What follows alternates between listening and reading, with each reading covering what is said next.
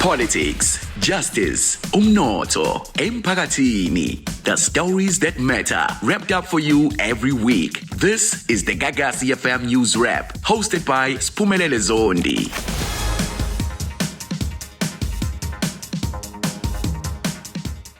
Hey Dollar, igama uSiphumelele Zondo nondaba ofika nezindaba every single week right here kwiGagasi FM News Wrap. Ziyabila kuleli viki. Siqala lapha eEastern Cape la uJudge President Selby Mbenenge iphumile judgment ngaye namkhumbuli lo wama emoji nokucela izithombe ezibilabilayo.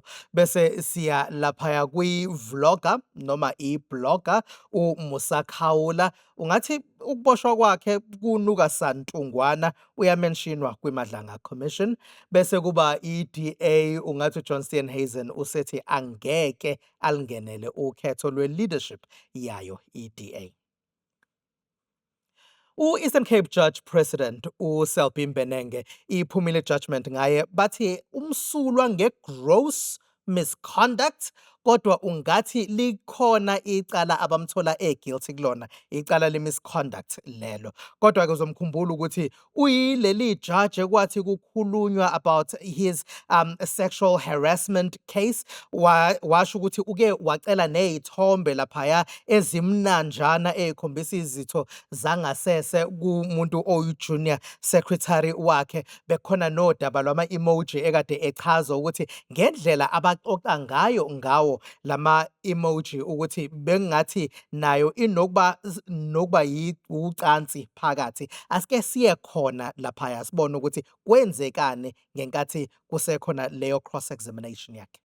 I put it to you that the incident Ms. Mengo describes of you unzipping your pants could very well have occurred during one of those unaccounted for periods in the afternoon when your secretary was not in the office and also when we do not have the video footage. What time was that? Just answer the question, please. I can't answer a question. It could have happened. It did not happen. The issue is whether it happened. It did not happen. And on the objective facts that we have thus far, I think it's demonstrably clear that it did not happen. You can repeat this 200 times. It's not going to change the situation. This is becoming malicious. Well, he's not completely innocent. Njengoba besho ukuthi lana ke sekumele kusho isigwebo ukuthi how is it going to find him? Okokuqala nje ukuthi if he's not completely innocent njengokuthi it's not gross misconduct. Gross misconduct bekuzosho ukuthi uyaxoshwa almost immediately.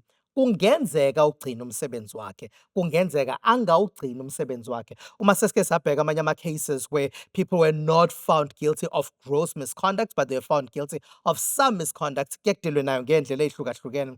Omunye kuye kwathiwa akaxolise in public ngento ayenzile, omunye kwaye kwathiwa cha bekumele kube u-gross misconduct ayibuyele emumva kuphinde kuyokwenziwa i-ruling ezomthola ku-gross misconduct. But what this case actually did show ukuthi it's the credibility of umuntu osesikhundleni and the reputation of umuntu osesikhundleni, especially uma ngabe kuzokhulunywa ngezinto ezikanje njengayo Andiswa Mengo la njengoba kade ekhuluma naye umphathi wakhe uJudge President Selby Mbenenge bexoxa ngawo ama-text messages. Kuyashiwo ukuthi la bekuyabantu ababili abadala a consensual conversation bekhuluma ngezinto zocansi, kodwa ke seke yaphumela emphakathini wahleka umphakathi, umphathi lo nomuntu amphethe ukuthi ibukeka kanjani khona emphakathini.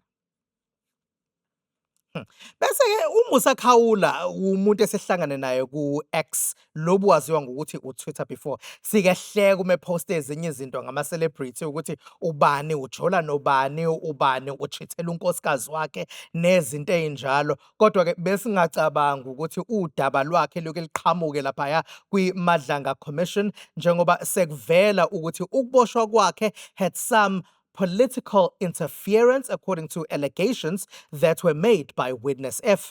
Naku khulunywa ngayo leyo nto. We have, or rather you had a Hawks officer, you had the Gauteng tracking team. What risk or danger did Mr. Kaula pose. Why did you need all these people to effect an arrest? Thank you, commissioners. According to me, because I've communicated prior to Brigadier Ramangwa that I don't have manpower or crew at that time. So I assume that he phoned the tracking team because the tracking team was user-friendly to him. Most of the cases he was using the tracking team. Njengobuza ukuthi a huge amount of state resources yakhishwa ukuthi iyobhekana nje noMusa Khawula ukuthi aze aboshwe. Think about the levels of crime that we have kulelizwe lase South Africa. Think about ubugebengu mhlambe nawe oke uhlangabezane nabo. Think about situations la ukufonele khona amaphoyisa kuthiwa azikho imoto ezingaphuma, but with this particular individual kutshelwa amaphoyisa ukuthi awaphume, kutshelwa uKat Matlala ukuthi ne-security company yakho mayihlangana naye lo Musa Khawula ayike imbophe nayo. Kuyabonakala ukuthi they've monitored him even before. Kuthiwa bekwaziwa nala eGroove khona ukuthi maybe they would find him at Groove ukuthi avela boshwe. Massive amount of state resources here that were used on this one particular muntu oke a share information laphaya ku social media. Share information ngabantu abarong kuyacaca, o businessmen abahlangene nama politician noma basebenzisana nabo. Siyazibuza ukuthi ngabe kukangaki kusetshenziswa ama state resources ngalo lolu hlelo. All right, so laphaya kwi DA kuyavela ukuthi uJohn Steenhuisen angeke esalingenela ukhetho lokuthi aqhubeke aphathe leli qembu. uJohn Steenhuisen ubiza beindaba wabaxoxela ngakho lokhu wase eyayincoma ekade eseThekwini ke ngikathenza lokho. Asike sibuke. Seek re-election for a third term as the DA federal leader at the party's upcoming federal congress. And I do so with a full heart, knowing that I've accomplished my DA moonshot mission and that my work in government now requires me to similarly pour my heart and soul and all of my energies into defeating foot-and-mouth disease. I also do so in the knowledge that I, in April, will hand over the reins to a fundamentally healthier party than the one that I inherited. Instead of 16%, the DA is now consistently polling at 30% and is within striking distance of becoming the biggest political party in South Africa. The next duly elected DA leader can rely on my full support and will be given the space to lead the party as they see fit. For the true test of whether you love a thing is the ability to let it go when the time is right. I have loved leading the DA, which is why today I let it go with a smile on my face and triumphant peace in my heart.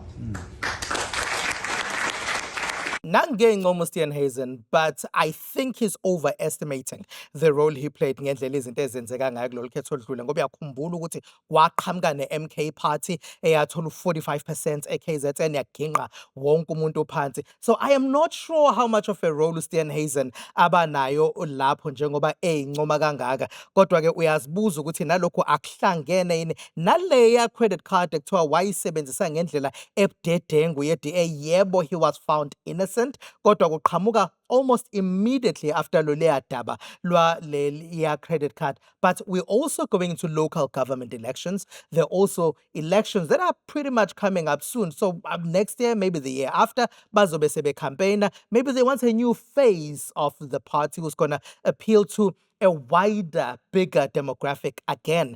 Njengoba iDA iqala iziqoqa izilungiselela ifuna uzinzo kuleya GNU esibonile ukuthi ikwazile ukungena kuyona. Maybe Steenhuisen is no longer the face who appeals to wider South Africans. Ngakho konke lokho. All right, that's all we have for you. Ungakhohlwa ukuthi le podcast uyayithola every single week lapha kwi app ye Gagasi FM. Kumina ubhekane Siphumelele wakaZondi, siqhubeke nje nokuyiqoqa lezo mengabe kuukuthi uhlangana nami la sihlangane khona, la sesikhulume khona bukhoma. Catch a brand new episode njalo ngolosihlanu ngo4 ntambama. You can watch the vodcast noma ungalalela i-podcast kwi-app yethu noma inini noma kuphi. Gagasi FM News puts KZN first.